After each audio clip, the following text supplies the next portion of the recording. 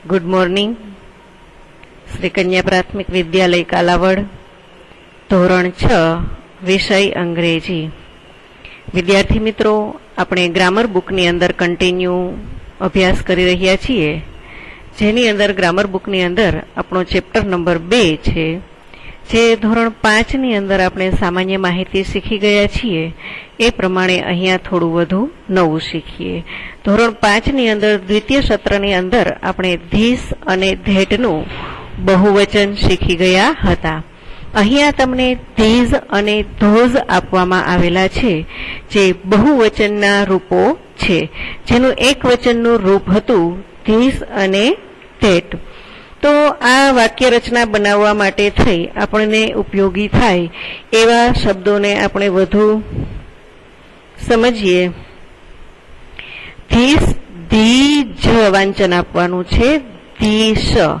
ધીસનું બહુવચન ધીજ થાય છે, ભેટનું બહુવચન ધોજ થાય છે। વાંચન છે એ તમારું પરફેક્ટ હોય તો તમે શબ્દને વાંચવામાં સાચા નીવડશો। ધીઝ અને ધોઝ વાંચવાનું છે। હવે એ ક્યાં ક્યાં વપરાય છે, તો એમાં વાપરવામાં એક વચન હોય કે બહુવચન હોય કોઈ પણ ફેરફાર નથી। ધીજ છે એ નજીકની વસ્તુ માટે વપરાશે અને ધોજ છે એ દૂરની વ્યક્તિ માટે વપરાશે। દૂરની વ્યક્તિ કે વસ્તુ માટે આપણે ધોજનો ઉપયોગ કરીએ છીએ। હવે વાક્ય રચના જોવાની છે, તો વાક્ય રચનામાં શું છે, તો વાક્ય રચના આપણે બનાવશું તો ધીજ અને ધોજને વાક્યમાં પ્રથમ મૂકીએ છીએ, પછીનું પદ શું છે, તો એને કહેવામાં આવે છે ટુ બી ક્રિયાપદના રૂપો। ટુ બી ક્રિયાપદના રૂપો એવા છે એમ, ઇઝ, આર। હવે એમ અને ઇઝ છે એ બંને એક વચનના રૂપો છે અને આર છે એ બહુવચનનું રૂપ છે। એટલે અહીંયા ધીઝ અને ધોઝ પણ બહુવચન છે, એટલે એમની સાથે માત્ર આરનો ઉપયોગ કરવાનો છે। હવે આપણે એમનું એકાદું સેન્ટેન્સ જોઈએ। This is a book. આ એક વચનમાં વાક્ય છે, આને બહુવચન ધોરણ 5 ની અંદર શીખી ગયા છો, ઝડપથી વાંચી પણ જતા હશો મારી પહેલા। These are books. એ જ રીતે આપણે ધેટ વાળું વાક્ય જોઈએ। That is a boy. આ એક વચનનું વાક્ય છે। બહુવચનનું વાક્ય જોઈએ, ધોઝ આર બોયસ। હવે માત્ર પ્રશ્ન એ જ છે કે તમે વાક્યના એક એક પદ સમજ્યા કે ધોઝ લીધું, બહુવચનનું આર લીધું, હવે જે આ છેલ્લે ક્રિયા નામ આપેલા છે, નાઉન્સ આપેલા છે, એનું બહુવચન અમારે કઈ રીતે કરવું, તો એનું બહુવચન કરવા માટે થઈને આપણે અમુક નિયમો શીખવા પડશે। એના આધારે આપણે બહુવચન છે એ લઈ શકશું। જુઓ, ધીઝ ધોઝના બહુવચનના નિયમો શીખવા માટે થઈ અને પ્રાથમિક માહિતીમાં તમને આગળ પણ સમજાવી દીધું, ફરી અહીંયા એક વખત ટોપિક છે આપેલો છે, ધીસ છે એને કઈ રીતે વંચાય છે, વાંચન સહિત તમને આપવામાં આવેલું છે, જેની સાથે ક્રિયાપદમાં શું મુકાય છે એ પણ તમને અહીંયા આપેલું છે। આ નોટ છે, તમે લોકો છે વાંચી લેજો। હવે આપણે જોઈએ કે ધીઝ અને ધોઝની સાથે આવેલા નાઉન્સને આપણે કેવી રીતે છે બહુવચન કરીશું। તો એનો પ્રથમ નિયમ છે, 7 નિયમો આપણે શીખવાના છે। દરેક નિયમ છે વિદ્યાર્થી મિત્રો તમારી રફ બુકની અંદર 3 વખત લખી અને પાકા કરવાના છે। તમારા જ ઉપયોગ માટે આ હોમવર્ક આપેલું છે। હવે જોઈએ પ્રથમ નિયમ, કેટલાક શબ્દોને માત્ર એસ લગાડવાથી બહુવચન થાય છે। શબ્દો એટલે કે સ્પેલિંગ। કેટલાક સ્પેલિંગો એવા હોય કે જેને માત્ર એસ જ લગાડવો પડે, તો એ સ્પેલિંગો એવા છે કે જે સ્પેલિંગનો છેલ્લો અક્ષર શું છે એના ઉપર આધાર રાખે છે। તો આપણે એક્ઝામ્પલ જોઈએ, અ કાઇટ। કાઇટનો છેલ્લો અક્ષર છે ઈ। હવે બહુવચન લગાડવા માટે થઈ ઘણા નિયમો એસ અને ઈએસ લગાડવા એવા ધોરણ 5 ની અંદર આપણે શીખી ગયા હતા। અહીંયા ઈ છે એટલા માટે માત્ર એસ લગાડશું, કાઇટ્સ। એ જ પ્રમાણે એન ઓરેન્જ। આર્ટિકલ તો ખ્યાલમાં જ છે ને, એન કેમ વાપરાયું છે તે, એન ઓરેન્જ, ત્યાં પણ છેલ્લો અક્ષર ઈ છે, એટલે અહીંયા આપણે માત્ર એસ લગાડશું. હવે ત્રીજું એક્ઝામ્પલ આપેલું છે કપ. કપમાં તો ઈ લગાડેલું નથી, તો આપણે એ નિયમ એ રીતે યાદ રાખવાનો છે, જે સ્પેલિંગનો છેલ્લો અક્ષર વ્યંજન હોય, વ્યંજન એટલે સ્વર આપણે આગલા તાસમાં શીખી ગયા, એ ઈ આઈ ઓ યુ સ્વર છે, બાકીના વધેલા અક્ષરો બધા વ્યંજન છે, એબીસીડી ની અંદરના વ્યંજનો છે, એમાંથી એક વ્યંજનનો છેલ્લો અક્ષર અહીંયા પી આપવામાં આવેલો છે, તો એને માત્ર એસ લગાડી દેવાનું, જેથી કરીને એ બહુવચન થઈ જાય. એવું જ હજુ પણ એક ઉદાહરણ કહું છું કે બુક છે. આ બુકનું બહુવચન કરવા માટે થઈ જોઈ લેવાનું, છેલ્લો અક્ષર વ્યંજન કે છે, તો આપણે એને એસ લગાડી દઈએ એટલે બની જાય બુક્સ.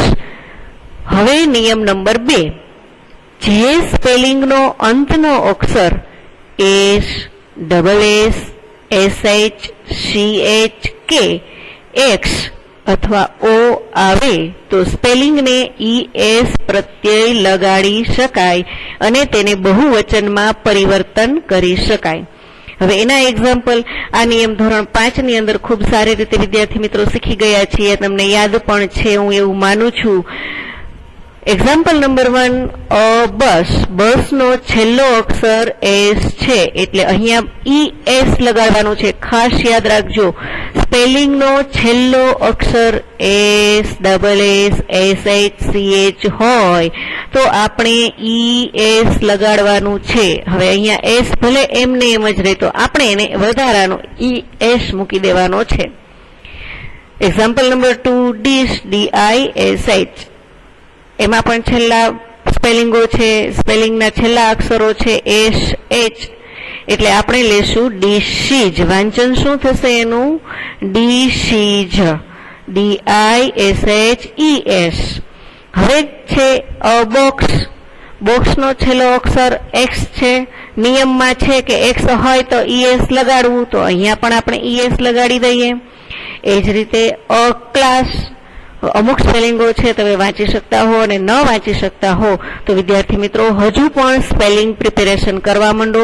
ડિક્શનરી તમારી સાથે હોય અથવા નવનીત હોય તો એમાંથી રોજના 15 સ્પેલિંગ આપણે પાકા કરીએ તો આપણને સ્પેલિંગનું વાંચન છે આવડતું જાય. તેમ છતાં પણ તમને લિંકમાં ઘણા સ્પેલિંગો આપીએ જ છીએ, એ પણ પુનરાવર્તન કરતા રહો. ક્લાસના બંને અક્ષરો છેલ્લા અક્ષરો છે, ડબલ એસ છે, એટલે એમને પણ ઈએસ લગાડી દઈએ. નિયમ નંબર 3, જે સ્પેલિંગનો અંતનો અક્ષર એફ કે એફ ઈ આવે તો આ એફ અને ઈ એફ ને શું કરવાનું છે? દૂર કરી દેવાનું છે અને એની જગ્યાએ શું મૂકવાનું છે? VES. એફ અને એફ ઈ છે, આ નિયમો છે ગળે ઉતારી લેવાના છે, જેથી કરીને જ્યારે તમારી સામે શબ્દ આવે, જ્યારે સ્પેલિંગ આવે એટલે તરત યાદ આવી જાય.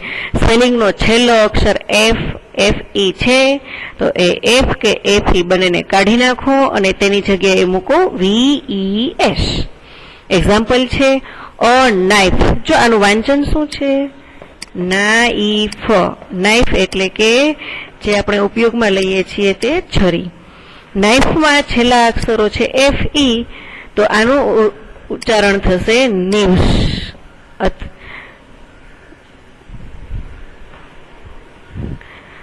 KNI, એફ ને દૂર કરી નાખો અને લગાડો VES, એટલે બનશે નિવ્સ.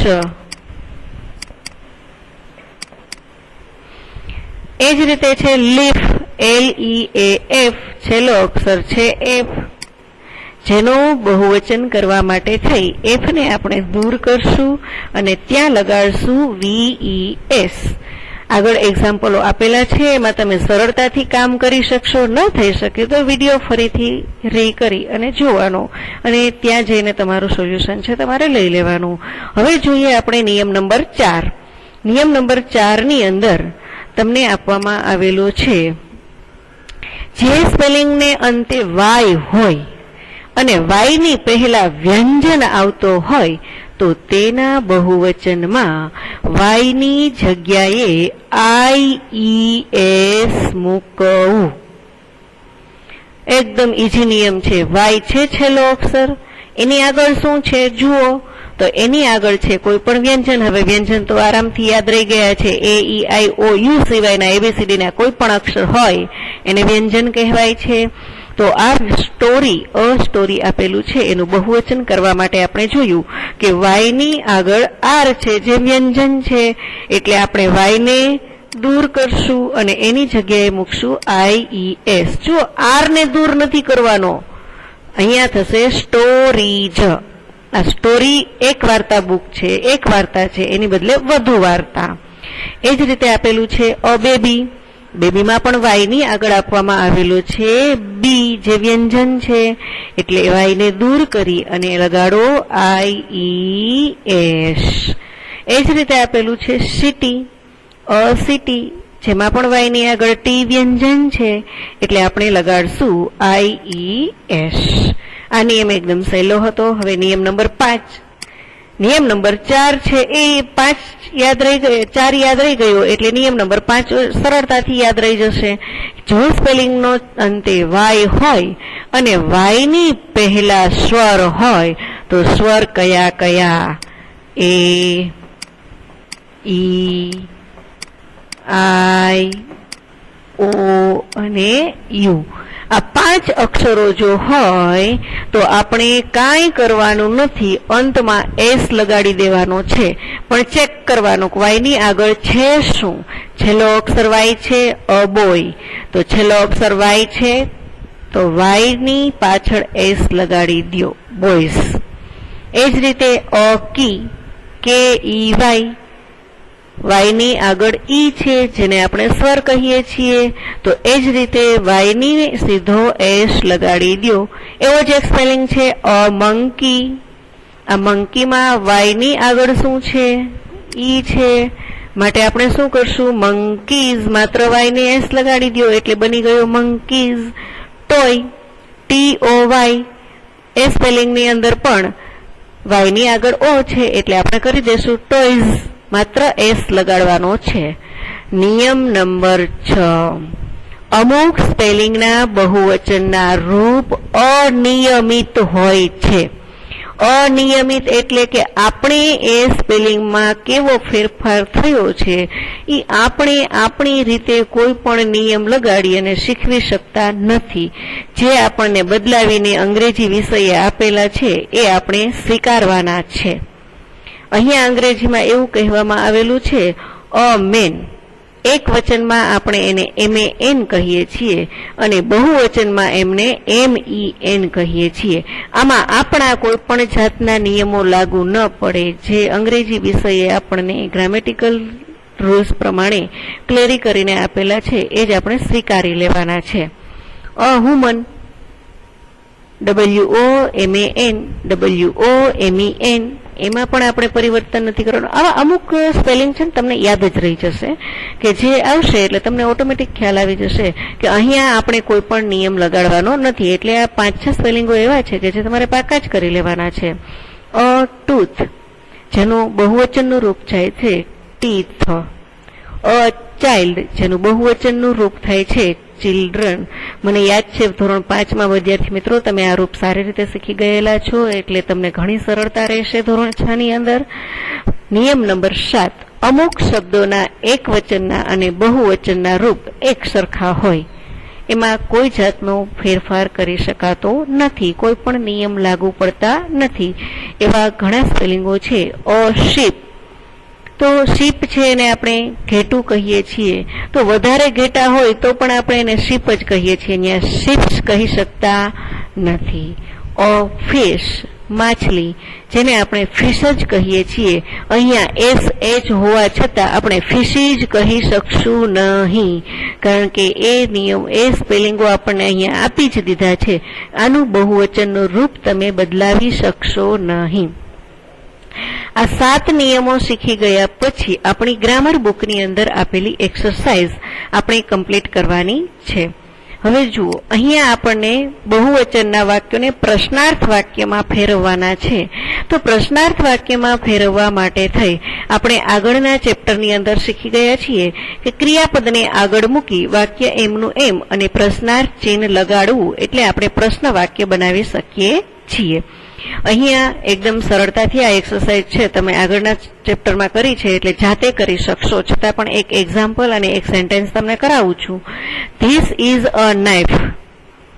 હવે નાઇફ છે એમાં તમે જોયું કે નાઇફનું બહુવચન કરવા માટે થઈ આપણે સ્પેલિંગ વાંચવાનો છે, સ્પેલિંગનો છેલ્લો અક્ષર જોવાનો છે. એફ ઈ છે તો એફ હોય કે એફ ઈ હોય એને દૂર કરી અને આપણે એને વીએસ લગાડવાનું છે. આપેલ વાક્યને પહેલા બહુવચન બનાવો, પછી એનું પ્રશ્નાર્થ બનાવો. તો ધીસ ઇઝ અ નાઇફ જેનું બહુવચન થાય છે these are knives. Are these knives? વિદ્યાર્થી મિત્રો, રીડિંગમાં ખાસ ધ્યાન રાખજો કેવી રીતે ક્વેશ્ચન ટેગ વાળું સેન્ટેન્સ વાંચી શકાય. This is a glass. હવે ધીઝનું બહુવચન શું કરશું આપણે? ધીઝનું બહુવચન કરીએ છીએ ધીઝ. ઇઝનું બહુવચન કરીએ છીએ આર. અને અ ગ્લાસ છે તો એક ગ્લાસ હતો એટલે એ લગાડાતો. હવે એને દૂર કરશું. ગ્લાસના સ્પેલિંગના છેલ્લા અક્ષરો છે તે ડબલ એસ છે એટલે આપણે ત્યાં બનાવશું ગ્લાસીસ. GLASSES. આ રીતે છે એ બહુવચન બનશે. હવે આનું આપણે પ્રશ્ન વાક્ય બનાવવું છે. તો પ્રશ્ન વાક્ય બનાવવા માટે ટુ બી નું રૂપ જે છે એને આપણે આગળ લેશું. Are these glasses?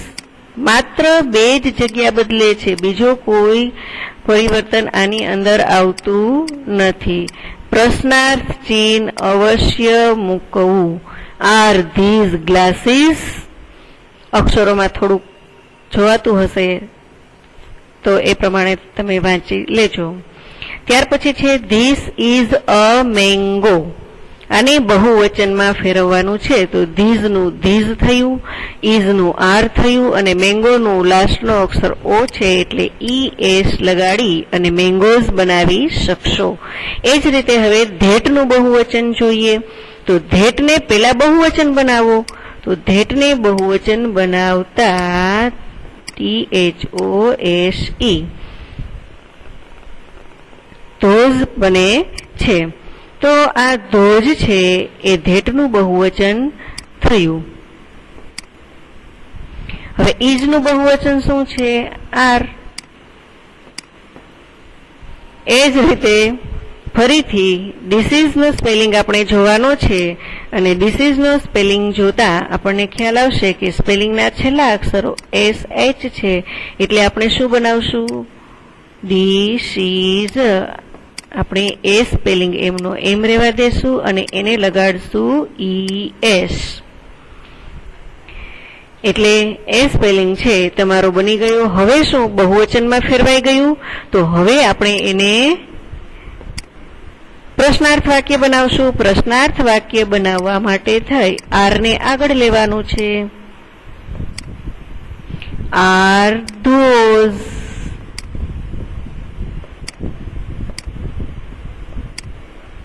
Are those dishes?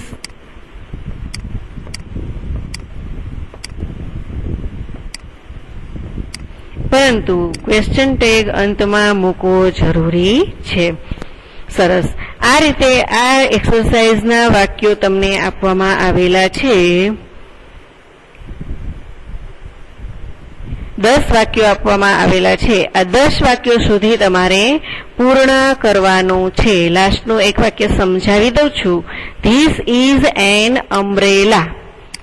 This is an umbrella. હવે આ વાક્યની અંદર પેલા બહુવચનમાં ફેરવો તો અહીંયા કોઈ પણ નિયમ આપણે લાગુ નહીં પાડી શકીએ. જુઓ, અમ્બ્રેલા છેલ્લો અક્ષર કાંઈ પણ છે, SSSEH વાળો નથી, F નથી, Y નથી, કાંઈ પણ નથી. તો આપણે આને માત્ર S લગાડશું બહુવચન કરતી વખતે. These are umbrellas. અને બહુવચન બનાવતી વખતે આર ધીઝ અમ્બ્રેલાઝ એકદમ સહેલું છે. એક્સરસાઇઝ ગ્રામર બુકની અંદર પૂર્ણ કરજો. ક્વેશ્ચન નંબર 2, નીચે આપેલા ચિત્રો જુઓ, યસ અથવા નો માં ઉપયોગ કરી અને લખો. આપણે આ પણ આગળના ચેપ્ટરમાં સમજી ગયા છીએ કે ચિત્ર જોવાનું છે. ચિત્રની અંદર જો એ વસ્તુ આપેલી હોય તો આપણે યસમાં ઉત્તર આપશું, નહીં આપેલી હોય તો આપણે નોમાં ઉત્તર આપશું. હવે એક ખાસ વસ્તુ સમજવાની છે કે ધીઝ અને ધોઝની જગ્યાએ જ્યારે ક્વેશ્ચન યસ નોમાં ઉત્તર આપશું ત્યારે આપણે ધીઝ અને ધોઝની જગ્યાએ છે ધ્યેયનો ઉપયોગ કરવાનો છે. ધીઝ હોય કે ધોઝ હોય કંઈ જોવાનું નથી. એક્ઝામ્પલ સમજીએ એટલે યાદ રહી જશે. R those mangoes. હવે ચિત્રમાં શું આપેલું છે? ટોમેટો આપેલા છે, મેંગો આપેલા નથી. તો એનો જવાબ આવ્યો નો, ધે આર નોટ. તો એ શું છે? They are tomatoes. ખાસ યાદ રાખજો, ધોઝ હોય કે ધીઝ હોય આપણે લખવાનું છે ધે. એ જ રીતે આર ધીઝ એલિફન્ટ્સ. તો એલિફન્ટ્સ નથી. એલિફન્ટ્સની જગ્યાએ તમને ચિત્ર દેખાય છે કે ઉંદરનું ચિત્ર આપવામાં આવેલું છે. તો આપણે પણ અહીંયા આપશું. નો પછી કોમા કરવું જરૂરી છે. નો, ધે આર નોટ. બસ આટલું જ લખવાનું છે. જો નથી તો ચિત્રમાં એ વસ્તુ નથી તો ફૂલ સ્ટોપ અવશ્ય કરજો. હવે તમને ચિત્રમાં છે શું? તો ચિત્રમાં જે છે એ લખવા માટે થઈ અને આપણે લખશું ધે આર. હવે ઉંદરનો જે બહુવચનનું રૂપ છે માઉસ, આપણે માઉસને ઉંદર કહીએ છીએ, એનું બહુવચન થાય છે માઇસ. એ પણ એક અનિયમિત ક્રિયાપદ છે. એટલે આપણે શીખી લેજો બાળકો કે અનિયમિત ક્રિયાપદ કેવું હોય છે તે. અનિયમિત ક્રિયાપદોના જે રૂપો છે તમને બોક્સમાં પણ આપેલા હશે. એના આધારે આપણે વધુ સરળતાથી શીખી શકવાના છીએ. અહીંયા ફૂલ સ્ટોપ અવશ્ય કરજો. R those cows. ચિત્રની અંદર જુઓ છો, કાવ એટલે કે ક્રો. ક્રો એટલે કે કાગડું. અહીંયા કાગડા નથી ચિત્રની અંદર. શું આપેલા છે? પેરોટ. તો આપણે એમનું જવાબ આપશું નો, ધે આર નોટ. હવે ધે આર પેરોટ્સ એવો જવાબ છે તમે આપશો. ત્યાર પછી છે આર ધોઝ વુમેન, જેનું બહુવચન છે એ આપેલું છે તમને. માત્ર તમારે બે સ્ત્રીઓ છે એટલે બહુવચન છે આપેલું છે. એટલે માત્ર તમારે અહીંયા પ્રશ્ન યસમાં જવાબ આપવાનો છે અને ધે આર વુમન્સ એટલું જ લખી દેવાનું છે. આ એક્સરસાઇઝના સેન્ટેન્સો છે એ કેટલા છે? તો આ એક્સરસાઇઝના સેન્ટેન્સો 10 આપવામાં આવેલા છે જે તમારે પૂર્ણ કરવાના છે. હવે પ્રશ્ન નંબર 3 છે, નીચે આપેલા શબ્દો બહુવચનમાં લખો. જે નિયમ અનુસાર, નિયમ યાદ કરતો જવાનો અને લખતો જવાનો છે. મેંગોનો નિયમ તમને ખ્યાલ છે કે છેલ્લો અક્ષર ઓ હોય તો આપણે એને શું લગાડશું? ES.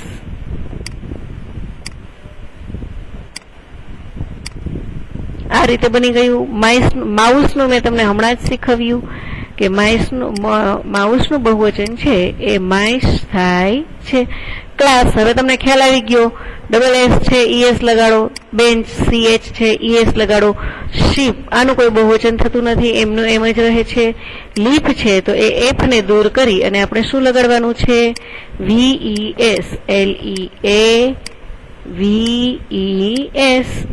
મંકી, છેલ્લો અક્ષર વાય છે, આગળ સ્વર છે, માત્ર એસ લગાડો. ચાઇલ્ડ નું બનશે ચિલ્ડ્રન. CHILDREN.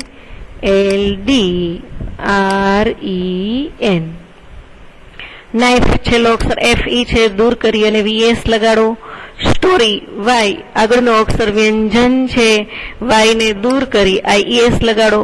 બુક, બુકમાં છેલ્લો અક્ષર માત્ર વ્યંજન છે, કઈ નિયમ લાગુ પડતો નથી, માત્ર એસ લગાડો. ફૂટ, જેનું ફીટ થશે FEET. ફૂટનું થશે FEET. ટી, કારણ કે એ અનિયમિતમાં આવી જાય છે એટલા માટે થઈ અને આપણે એનું પરિવર્તન છે જે રીતે કહેવામાં આવેલું છે એ જ રીતે આપણે કરીએ છીએ.